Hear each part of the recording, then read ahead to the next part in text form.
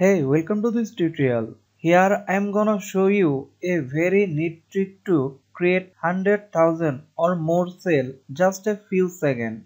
Basically this is a very important learn. It could be for database or it could be for any important inventory list. Anything you have a number R for the entry for column or rows.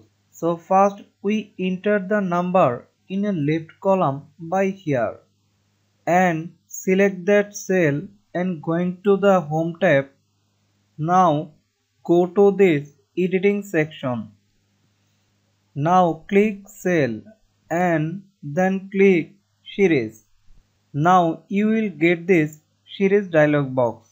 If you select column option, then it make 1 to 1000 column up and down in column A. If I select rows, it make 1 to 1000 rows all the left to right. So I select column and keep the cell linear and then step value type 1. That's the value I like to increase itself by, and so I am gonna keep it 1 and enter your step value. If I select 10, it's up to make it 1 to 10 column. Anyway, press OK and check it out. It's really save you lots of time.